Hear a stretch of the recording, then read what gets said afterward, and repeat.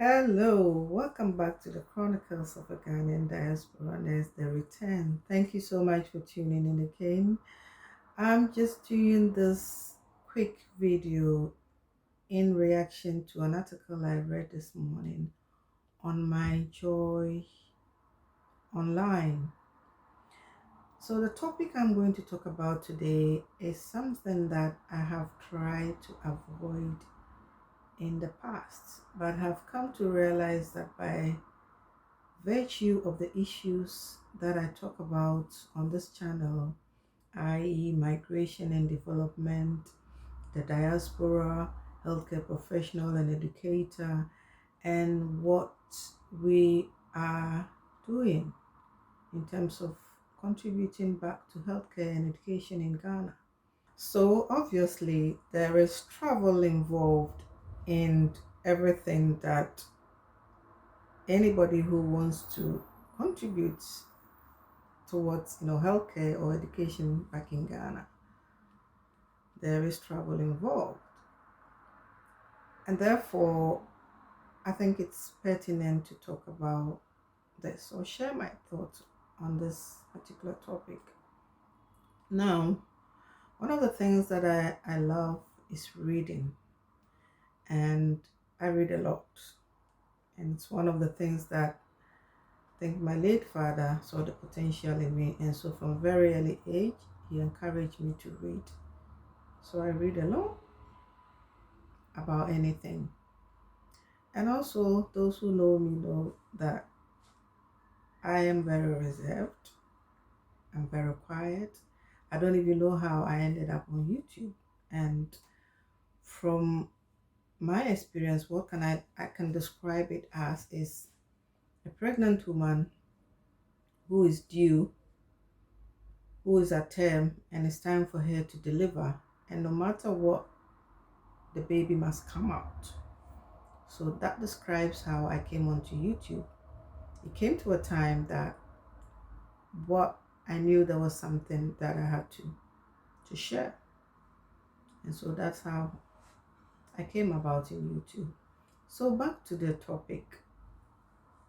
I'm sure most people will know, and for those of you who were not aware, in December last year, the Ghana Health Service and the Ghana Health Authorities, together with the airport authorities, set up a new requirement, and that was that before you can travel to Ghana, you needed to be double vaccinated or had two COVID-19 vaccines.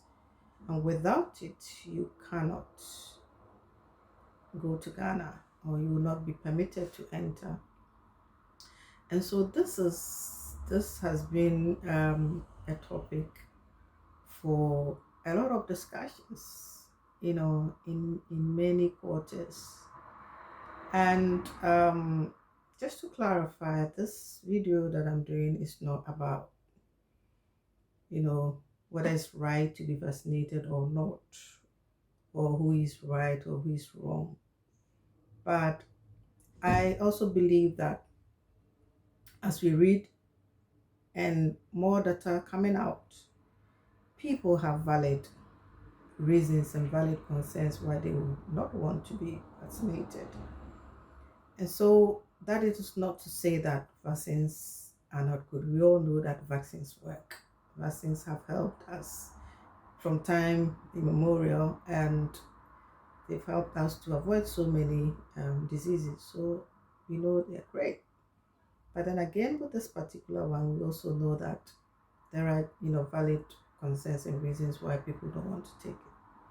So with this directive that you cannot, be allowed into Ghana before you had it, brought a lot of discussions, a lot of thoughts, a lot of heartache for people, because people have families in Ghana, they've got businesses, they've got homes, they've got fathers, mothers, siblings, children, uncles, extended family. So it did, cause a lot of stir.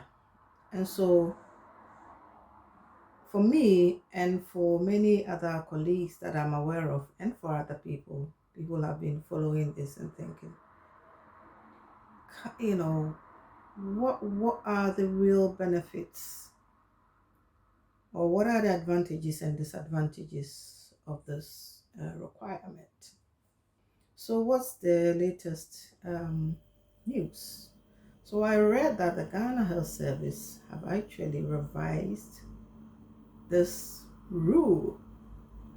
So now it states that Ghanaians who are not vaccinated or partially vaccinated and resident foreigners will be allowed into Ghana.